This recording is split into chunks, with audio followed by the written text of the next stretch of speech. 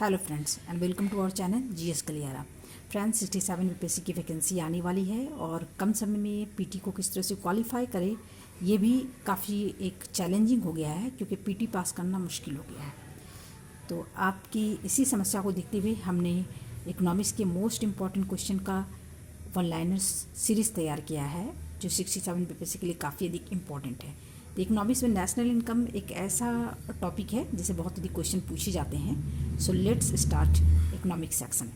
सबसे पहले जानते हैं कि नेशनल इनकम क्या है। किसी भी देश की अर्थव्यवस्था में एक वर्ष के दौरान उत्पादित अंतिम वस्तुओं और सेवाओं का मौद्रिक मूल्य राष्ट्रीय आय कहलाता है।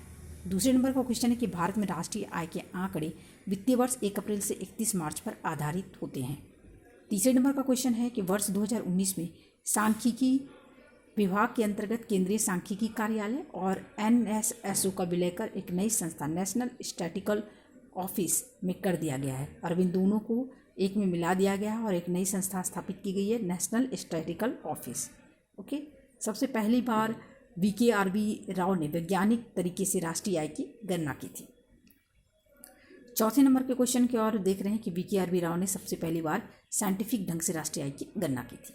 पाँचवें नंबर का क्वेश्चन है कि सर्वप्रथम राष्ट्रीय आय की गणना का प्रयास दादा भाई नौरोजी के द्वारा अपनी पुस्तक poverty and un-British rule in India में किया गया था। 6 नंबर का क्वेश्चन है वर्ष 1949 में प्रोफेसर PC महालनोबिस की अध्यक्षता में राष्ट्रीय आय समिति का गठन किया गया था। 7 नंबर का क्वेश्चन जो हम लोग देख लेते हैं मोस्ट इंपॉर्टेंट है कि राष्ट्रीय आय की गणना की 3 विधियाँ हैं। GDP सकल घरेलू उत्पाद, GNP सकल राष्ट्रीय उत्पाद और NNP शुद्ध राष्ट्रीय उत्पाद। तो सबसे पहले बात करते हैं GDP। किसी भी अर्थव्यवस्था में एक वित्त वर्ष में उत्पादित सभी अंतिम वस्तुओं और सेवाओं का मौद्रिक मूल्य है GDP। इसे देश की सीमा के बाहर की जाने वाली आर्थिक गतिविधियों को शामिल नहीं किया जाता है। GDP क्वांटिटिव दृष्टिकोण है, इसके आकार से देश की आंतरिक उत्पादन शक्ति का पता चलता है। ओके, अब बढ़ते हैं 10 नंबर के क्वेश्चन की ओर। जब GDP का अनुमान वर्तमान कीमतों पर किया जाता है तो उसे चालू कीमत पर GDP कहते हैं। 11 नंबर का क्वेश्चन देख रहे हैं कि जब GDP का अनुमान आधार वर्ष की कीमतों पर किया जाता है तो उसे कांस्टेंट कीमत पर GDP कहते हैं। GDP के तहत शामिल होने वाले भौगोलिक क्षेत्र में कई क्षेत्र आते हैं, जैसे देश का राजनीतिक जो क्षेत्र है वो GDP में आता है। एक्सक्लूसिव इकोनॉमिक जोन को शामिल किया जाता है। विदेशों में स्थित जो एम्बेसी है उसको शामिल किया जाता है। ध्रुवीय अनुसंधान केंद्र को शामिल किया जाता है। अंतरिक्ष अनुसंधान केंद्र और गहन समुद्री क्षेत्र को भी GDP में शामिल किया जाता है। तो ये 12 क्वेश्चन हो गए। अब देखते हैं 13 नंबर का क्वेश्चन क्या है।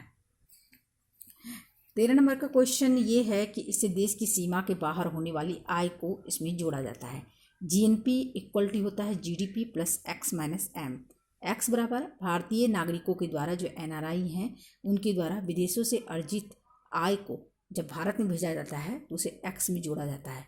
X denotes for export, M denotes for import. Bharat में विदेशी नागरिकों के द्वारा प्राप्त की जाने वाले आय को भारत के बाहर जब भेजा जाता है तो उसे M में शामिल किया जाता है।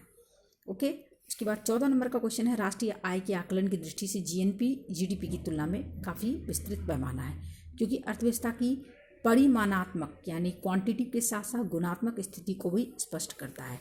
नेट नेशनल प्रोडक्ट की अगर बात करें तो सकल राष्ट्रीय उत्पाद में से मूल्य ह्रास को घटाने के बाद जो आय प्राप्त होती है उसे NNP कहते हैं।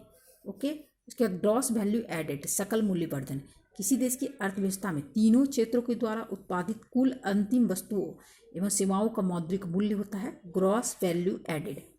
GVA की शुरुआत वित्तीय वर्ष 2015 और 16 में की गई थी।